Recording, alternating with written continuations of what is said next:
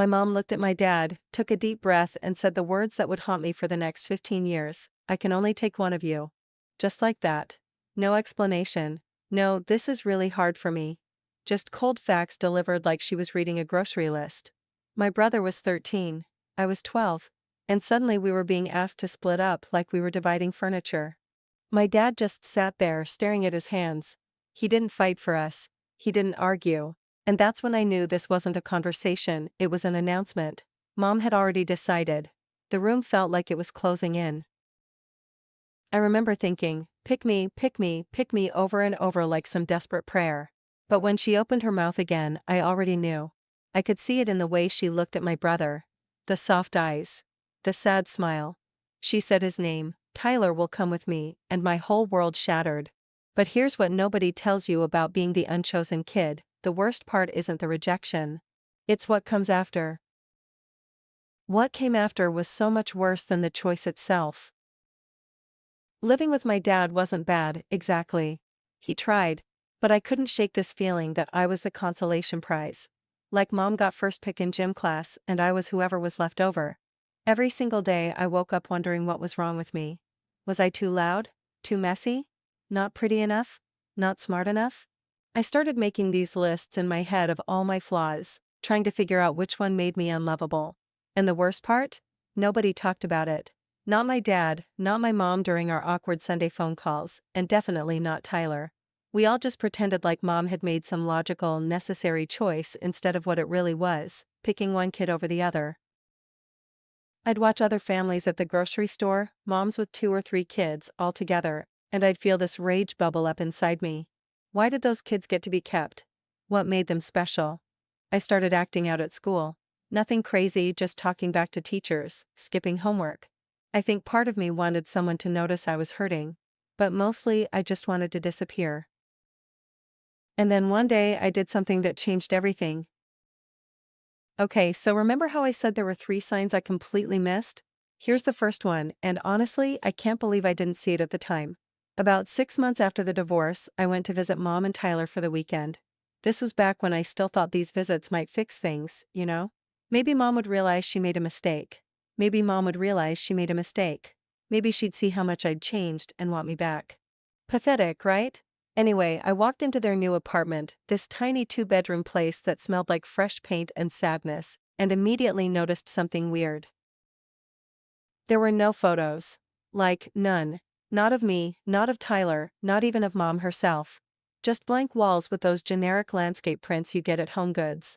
I asked her about it and she got this panicked look on her face. "Oh, I just haven't gotten around to decorating yet," she said, but here's the thing, she'd been living there for 6 months. 6 months and not one family photo? At the time I told myself she was just busy, overwhelmed, starting over. But looking back now, that was sign number 1 that something much bigger was going on. And sign number 2 was even more disturbing. That same weekend, everything felt off. Tyler barely talked to me. He'd always been the protective big brother, but now he was distant. Cold almost. We shared his room, mom sleeping on the couch to give us space, and I tried to connect with him. "Do you like it here?" I asked. He just shrugged. "It's fine. Fine." That's all I got. We used to tell each other everything. We had this whole secret language of inside jokes and made-up words. But now it was like talking to a stranger. I watched him at breakfast the next morning, pushing his cereal around his bowl, and I realized he looked tired. Not just sleepy tired. Soul tired. The kind of exhaustion that sits behind your eyes and makes you look older than you are. Mom was overly cheerful, asking me about school, about dad, about my friends. But every time I answered, she'd glance at Tyler like she was checking for his approval. It was so strange. I couldn't put my finger on it then, but now I understand, she wasn't trying to connect with me. She was performing, pretending everything was normal when nothing about this situation was normal. But I wasn't ready for what I'd discover that night. I couldn't sleep that night. The pull-out couch in Tyler's room had a spring poking into my back, but that wasn't why I was awake. Something felt wrong, really wrong. Around midnight, I heard Mom's voice through the thin walls. She was on the phone with someone, speaking in this low, urgent whisper. I crept to the door and pressed my ear against it. "I don't know how much longer I can do this," she was saying. Long pause. No, she can't know. Tyler barely understands it himself. My heart started pounding. She was talking about me, about us. It's not fair to her, Mom continued, and I heard her voice crack. But what choice did I have? If I'd told them the truth. She stopped mid-sentence. I held my breath, waiting, praying she'd finish that thought. But whoever was on the other end must have interrupted because she just said, I know. I know. I just wish there was another way. She hung up. I stood there in the dark, my mind racing. What truth? What was Tyler barely understanding? What choice didn't she have? For the first time, I considered that maybe this wasn't about me at all. But I wouldn't learn the real truth for 13 more years. Let me tell you what happens when you grow up as the unchosen kid. You become a people pleaser. You apologize for existing. You overgive in every relationship because you're terrified that if you don't prove your worth every single day, people will leave you. I became that girl who said yes to everything. Need someone to cover your shift? Yes. Want to borrow money? Yes. Treating me badly? That's okay, I'll just try harder to make you happy. I dated guys who were emotionally unavailable because unavailable felt familiar. I had friends who only called when they needed something, and I let them. Because deep down, I believed I wasn't worth more than that. My therapist, yeah, I eventually got one, called it perpetual audition mode. I was constantly auditioning for the role of person worth keeping in everyone's life. Exhausting doesn't even begin to cover it, and the worst part? I didn't even realize I was doing it. I thought this was just who I was, helpful, flexible, low maintenance. I didn't understand that I'd internalized my mother's choice as evidence of my own inadequacy. If your own mom doesn't choose you, why would anyone else? Until one day someone finally did choose me. His name was James. We met at a coffee shop when I was 25. He was reading Murakami and drinking black coffee, and when I accidentally bumped his table, he smiled like it was the best thing that had happened to him all day. We talked for 3 hours. He was different from the other guys I'd dated, present, interested. He asked questions and actually listened to the answers. For the first time in my life, I felt seen. We dated for 2 years. Good years. The kind where you start imagining futures and picking out baby names in your head. Hamet made it. He even met Tyler, though that visit was weird. Tyler was still distant, still carrying whatever secret Mom had burdened him with. James was the first person I told about the divorce, about being unchosen. And you know what he said? That says everything about her and nothing about you, I cried. Ugly cried right there in his apartment, because nobody had ever said that to me before. For a while I believed him. I thought maybe I could outrun my past, build a new life where that 12-year-old girl's pain didn't matter anymore. But here's the thing about unhealed wounds, they don't stay buried. And mine was about to explode in the worst way possible. James proposed on a beach at sunset. Cliché, I know, but it was perfect. He got down on one knee, opened a little velvet box, and asked me to marry him. I should have been ecstatic. This was everything I'd wanted. Proof that I was lovable, choosable, worth keeping. But as I looked at him kneeling there in the sand, all I could think was, when will he realize his mistake? Not if. When. Because people always figured it out eventually, right? That I wasn't special enough to keep. That there was something fundamentally wrong with me. I said yes. Of course I said yes. But that night, lying in bed next to him, I had a full-blown panic attack. I couldn't breathe. Couldn't think. James held me and asked what was wrong, but how could I explain? How could I tell him that his love felt like a ticking time bomb? That I was waiting for him to leave me the way my mother had? He deserved better than my brokenness. And that thought, that I was going to ruin this beautiful thing because of damage I couldn't fix, sent me spiraling. I broke off the engagement 3 weeks later. Told him I wasn't ready. The truth? I didn't think I deserved him. That breakup led me to the darkest moment of my life. I'm not going to sugarcoat this part. After James, I fell apart. I stopped going to work, stopped answering calls from my dad or Tyler. I spent days in bed, scrolling through old photos on my phone, trying to pinpoint the exact moment I became unlovable. There's this phrase people throw around, rock bottom. I always thought it was dramatic, until I hit mine. One night, I don't even remember what triggered it, I found myself on the floor of my bathroom, sobbing so hard I thought I might actually break. And in that moment, I had this crystal clear thought, I can't live like this anymore. Not in a scary way. in a something has to change way. I called my therapist the next morning. Started going twice a week. And for the first time, I really committed to the work. The hard, ugly, painful work of unpacking why a choice my mother made when I was 12 was still controlling my entire life. My therapist asked me something that shifted everything. What if you stopped making her choice mean something about you and started asking why she made it? That question broke something open in me. Because I'd spent 15 years obsessing over my inadequacy. But I'd never once asked what was really going on with Mom. So I decided to find out. Okay, so sign number 2. This one's a doozy. I was probably 15 when this happened. Tyler had come to visit Dad and me for Thanksgiving. This was rare. Mom usually kept him close, especially during holidays, but she had to travel for work.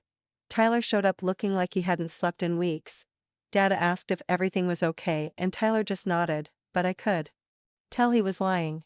We were watching TV that night when Tyler suddenly turned to me and said, "Do you ever wonder why she picked me?"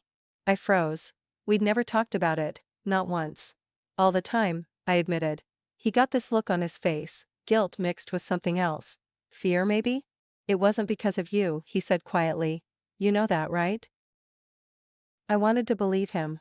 But before I could respond, Dad walked in and Tyler shut down completely. Changed the subject.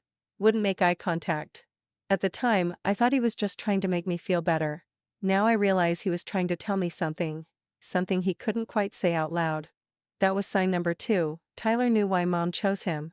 And it was eating him alive. But I wouldn't understand what he meant until I found the journal. After months of therapy, I decided it was time. I needed to talk to Mom, really talk to her. Not the surface-level housework conversations we'd been having for years, but a real honest conversation about why she made the choice she did. I was 27 by then, old enough to hear the truth, whatever it was. I called her on a Tuesday night. My hands were shaking so hard I almost dropped the phone. "Mom," I said, "I need to ask you something and I need you to be honest with me." Silence. "Why did you choose Tyler?" I heard her breath catch. For a long moment, she didn't say anything. Then, "Sweetheart, it's complicated." "I'm 27 years old," I said. "I think I can handle complicated." Another long pause. "Can we talk about this in person?" she asked. Her voice was small, scared even. "I owe you that much." We agreed to meet the following weekend.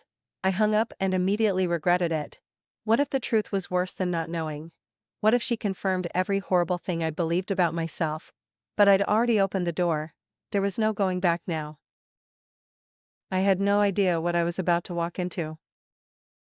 I drove to Mom's house on Saturday morning. She'd moved again. This was her third place since the divorce, to a small ranch-style home in the suburbs. Tyler wasn't there. Mom said he was busy with work, but something about the way she said it felt intentional, like she'd planned this conversation to happen without him. We sat in her living room. She offered me coffee. I declined. The small talk was excruciating. Finally, I couldn't take it anymore. "Mom." "Why?" She set down her mug, folded her hands in her lap. And I saw it again, that same panicked look from all those years ago when I'd asked about the missing photos. Before I explained, she started, "I need you to understand that everything I did because I thought it was right. I thought I was protecting you." "Protecting me? From what?" "The truth is," she continued, her voice shaking, "your father and I, we weren't just getting divorced because we fell out of love." My stomach dropped. "What do you mean?" She looked me straight in the eye. "Your father was sick, and I didn't know how to tell you." But it wasn't the kind of sick I thought. "Sick how?" I asked, even though part of me already knew. Mom took a deep breath. "Your father struggled with alcohol. Had been struggling for years. I hid it from you and Tyler because I wanted you to have normal childhoods." My mind was reeling. Dad? Alcoholic? I'd never seen him drunk.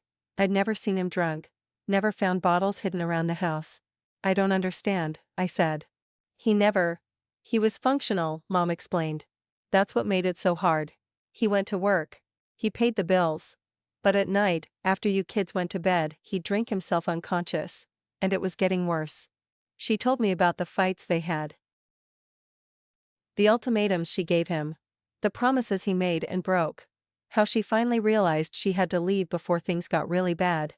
"But why didn't you just take both of us?" I asked. That was the question that had haunted me for 15 years. Mom's eyes filled with tears. Because I could barely afford to support myself, let alone 2 kids. I was working 2 jobs just to keep us afloat. Your father, for all his problems, had the stable income, the house, the health insurance. It was starting to make horrible logical sense. But there was still one piece of the puzzle missing. Okay, I said slowly, but that still doesn't explain why you chose Tyler. This was it. The moment I'd been waiting for. Mom looked down at her hands. Tyler reminded your father of himself at that age. Same interests, same mannerisms, same quiet intensity. I was worried. Her voice broke. I was worried that if I left Tyler with your father, and your father's drinking got worse, Tyler would follow that same path. He was at that impressionable age where kids start making really big choices.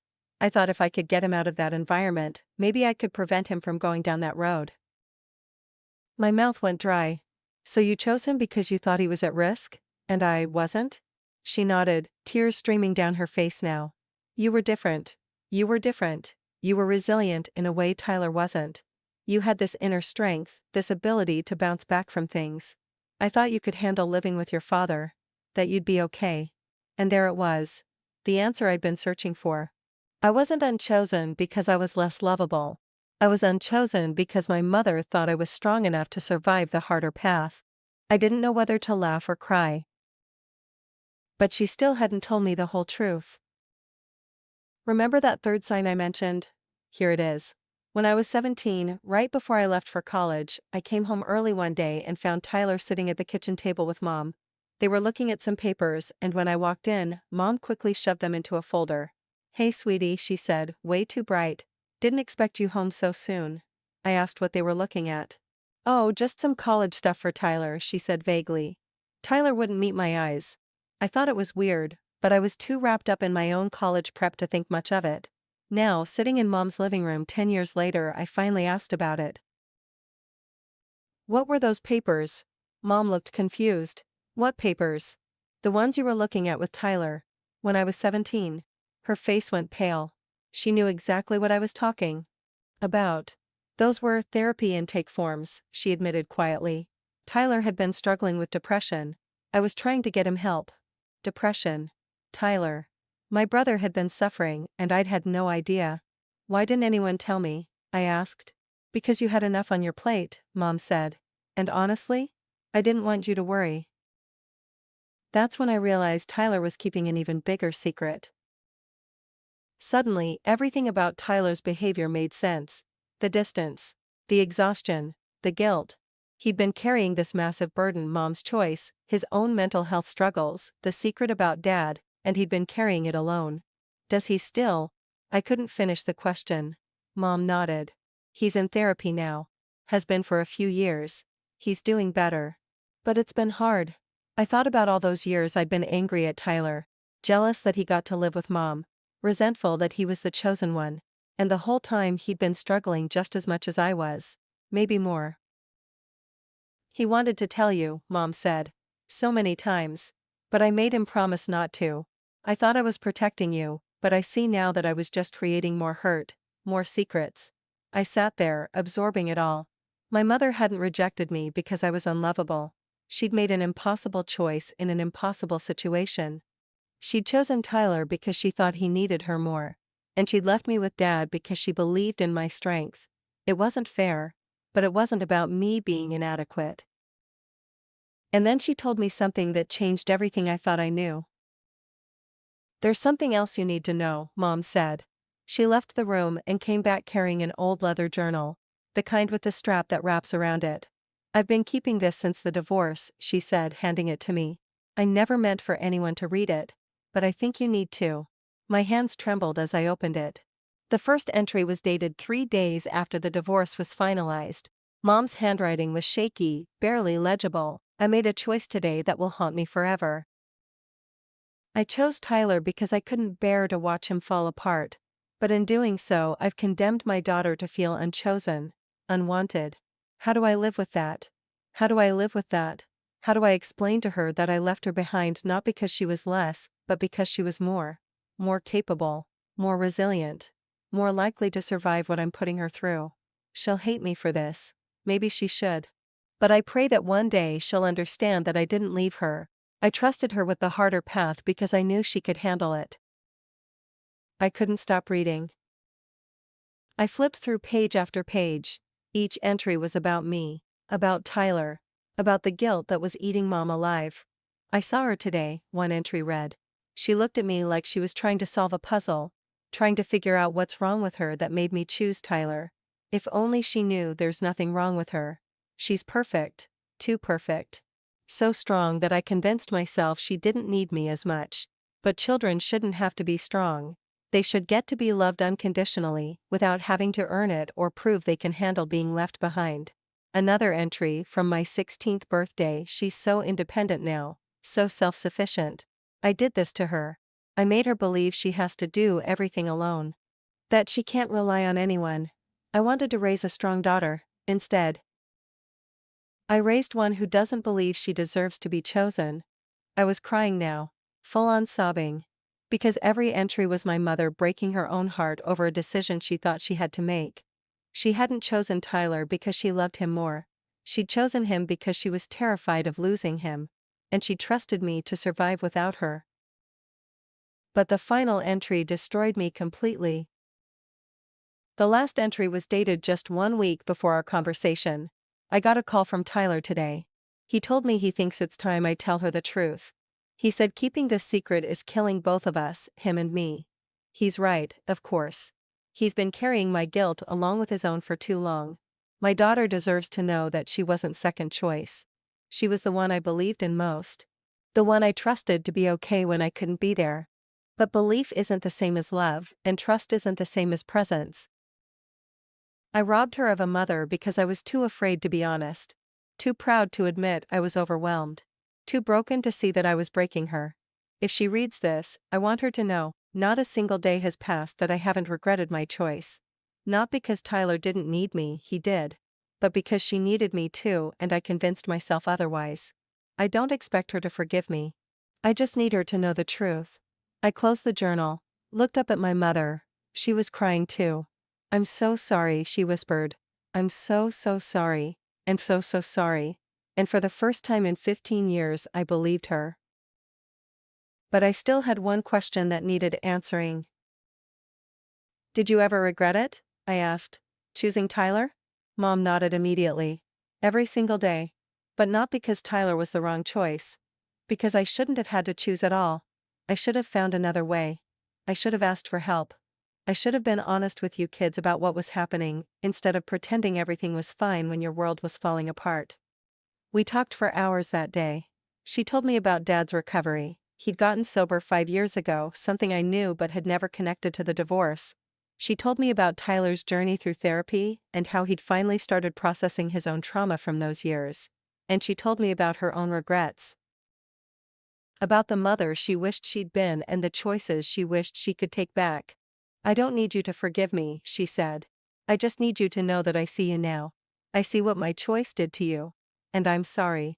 Here's what nobody tells you about healing: it's not about the other person giving you the apology you deserve. It's about deciding whether you want to keep carrying the pain or set it down. I wasn't ready to forgive her that day. But I was ready to start trying. And then I did something I never thought I'd do. I called Tyler from my car. He answered on the second ring. Mom told you, he said. It wasn't a question. Yeah, I said. Why didn't you tell me? Long silence. Because I felt guilty, he admitted. Like I'd stolen something from you. And I didn't know how to give it back. We talked for over an hour. He talked for over an hour. He told me about the pressure he'd felt to justify Mom's choice. To be worth the sacrifice I'd made.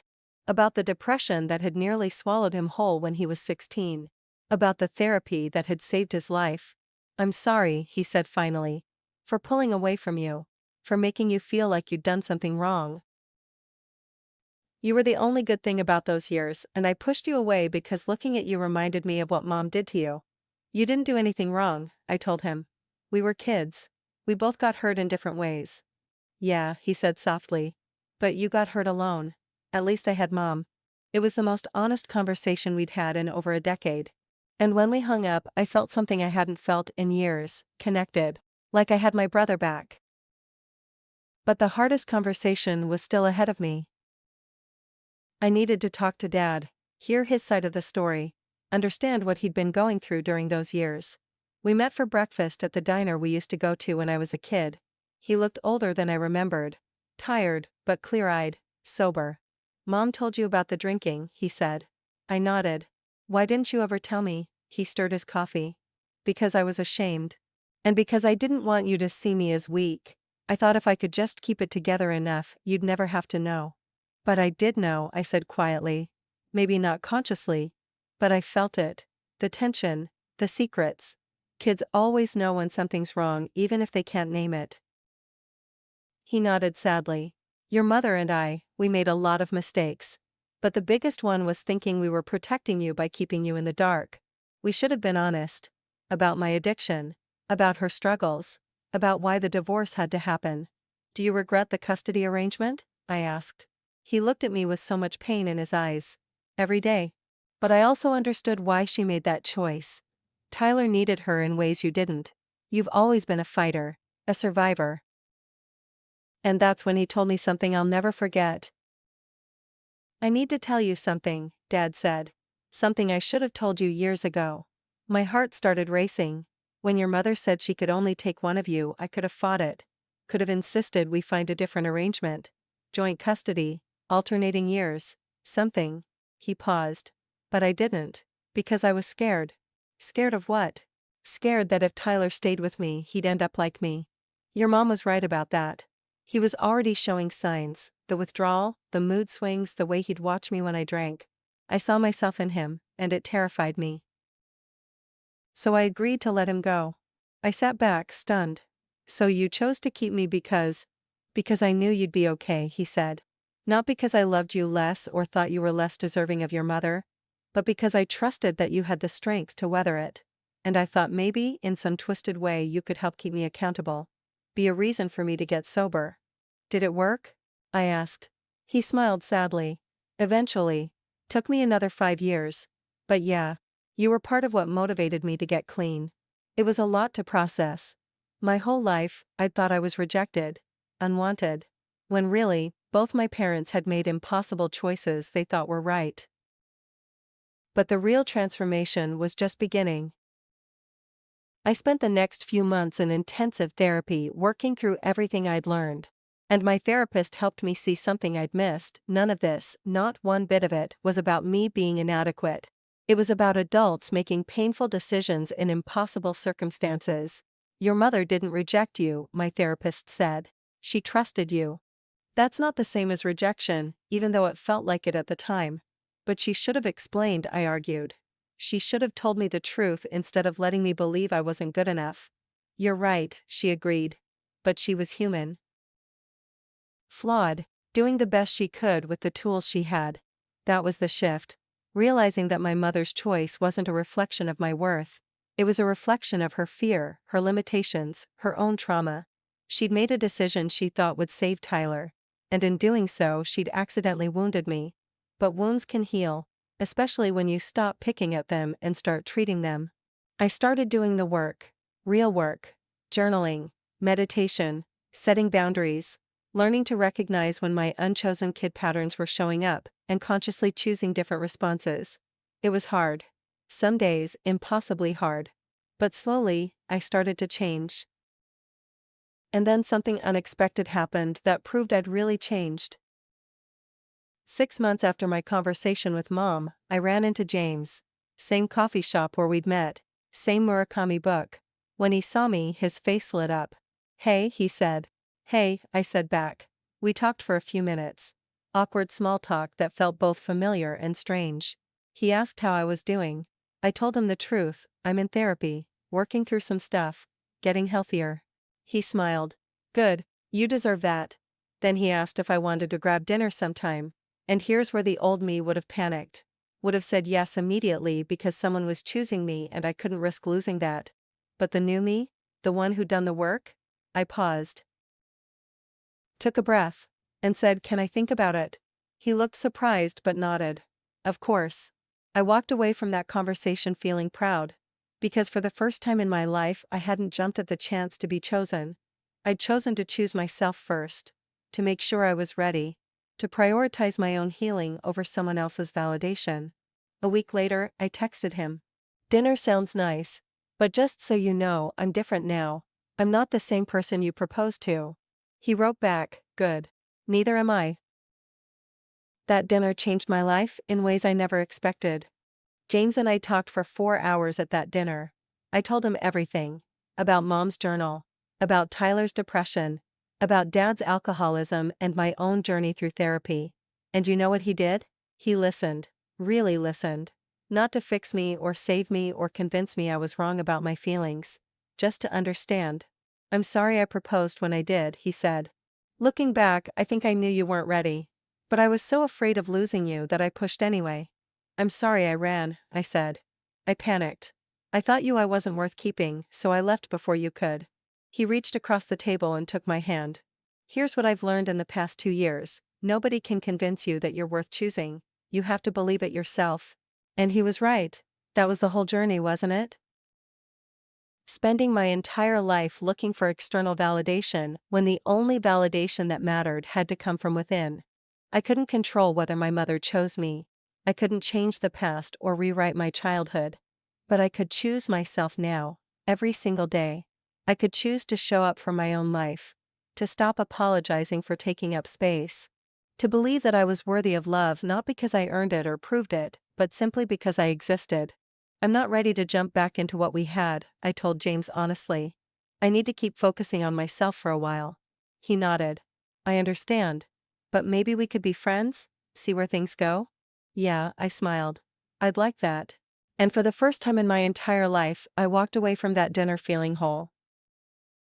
But the biggest test was still coming. 3 months later, Mom organized a family dinner. All of us together for the first time in years, Mom, Dad, Tyler, and me. I almost didn't go. The thought of sitting at a table with all the people who'd hurt me, even unintentionally, felt overwhelming. But my therapist encouraged me. This is your chance to see how far you've come, she said. To practice showing up as your healed self. So I went. We met at a neutral restaurant. Nobody's territory. When I walked in and saw them all sitting there waiting, my first instinct was to run. But I didn't. I sat down. We ordered food. And then Mom did something unexpected. She apologized. In front of everyone. I need to say this, she started, her voice shaking. I made choices that hurt both of my children. I thought I was doing what was best, but I see now that there was no best in that situation. Only different kinds of pain. She looked at me. I'm sorry I made you feel unchosen. I'm sorry I didn't explain. I'm sorry I let you carry that wound for so many years. Then she looked at Tyler. And I'm sorry I put that burden on you. Made you feel responsible for my choices. Tyler's eyes were wet. So were mine. And then Dad spoke up. Dad cleared his throat. I owe you both an apology too. My addiction, my inability to get help when I needed it, that's what started all of this. I destroyed our family, and then I stood by while your mother had to make an impossible choice that never should have existed in the first place. He turned to me. You shouldn't have had to be the strong one. You were 12 years old. You deserved a father who was present and sober and capable. I'm sorry I wasn't that for you. Then to Tyler, and you shouldn't have had to feel guilty for being chosen. None of this was your fault, none of it. We all sat there, crying into our appetizers, probably looking ridiculous to the other restaurant patrons. But it felt necessary. Cleansing, almost. I forgive you, Tyler said quietly. Then he looked at me. Both of you. Everyone turned to me, waiting. The old me would have said, I forgive you too, immediately. Would have prioritized their comfort over my own truth. But I'd learned something in therapy. Forgiveness isn't a light switch. It's a process. I'm working on it, I said honestly. I'm not all the way there yet. But I want to be. And you know what? They accepted that. Nobody pushed. Nobody made me feel guilty for not being ready. They just nodded and we moved on. That dinner was just the beginning of something beautiful. Here's the thing I never expected. Being the unchosen kid ended up being the biggest gift of my life. I know that sounds crazy, maybe even offensive to anyone who's experienced similar pain. But hear me out. Because I was left with Dad, I learned resilience. I learned to survive hard things. I developed an inner strength that I never would have needed if everything had been easy. Because I had to work through years of feeling inadequate, I ended up in therapy, which changed my entire life. I learned about boundaries and self-worth and healthy relationships. Because I broke up with James the first time, I got the space I needed to heal before trying again. And when we did reconnect, slowly, carefully, as friends first, it was healthier and more real than anything I'd experienced before. Because Tyler and I were separated, we both had to do our own individual healing work. And when we came back together, it was as whole people who chose to have a relationship, not just siblings forced together by circumstance. Because Mom kept that journal, I got to understand her truth. Not as an excuse, but as context that helped me stop making her choice mean something about me. The rejection I thought would destroy me actually rebuilt me into someone stronger. Someone who doesn't need external validation to know her worth. Someone who can choose herself. And it all led to one perfect moment. 2 years after that first conversation with Mom, James and I got married. Small ceremony. Just close family and friends. Mom and Dad both walked me down the aisle. Tyler was my man of honor. Before the ceremony, Mom pulled me aside. "I'm so proud of you," she said. "Not because you're getting married, but because of who you've become. The work you've done. The way you've chosen to heal instead of staying bitter." "I'm proud of me too," I said. And I meant it. If you're watching this and you've ever felt unchosen, by a parent, a partner, a friend, whoever, I need you to hear this. Their choice wasn't about your worth. You're not too much or not enough or fundamentally flawed. Sometimes people make decisions based on their own fears, limitations, and circumstances. And sometimes the worst rejection becomes the catalyst for the most important transformation of your life. I spent 15 years believing I was the unchosen kid, and in a way I was. But I'm not anymore. Because I chose myself. And that choice, the one I made for me, ended up being the most important one of all. So here's my question for you: who are you waiting to choose you? And what would happen if you just chose yourself instead? Trust me, everything changes when you do. That's my story. Thanks for listening. And remember, sometimes the biggest blessing really does come disguised as rejection. You just have to be willing to do the work to see it. If this resonated with you, share it with someone who needs to hear it. And if you're still carrying that unchosen wound, please, get help. Talk to someone. You deserve to heal, you deserve to know your worth, and you deserve to choose yourself, every single day. If you're going through a divorce right now, whether it's contested divorce or uncontested divorce, and facing custody battles, I see you. Get a good family lawyer or divorce attorney who understands the divorce process. Consider divorce mediation before divorce court. File for divorce papers with clarity about spousal support and your separation agreement. The divorce settlement and divorce cost matter, but your healing matters more. After divorce, you get to rebuild. Whether it's no-fault divorce or you need divorce counseling and divorce advice, remember, the divorce steps you take today lead to the life you choose tomorrow. You've got this.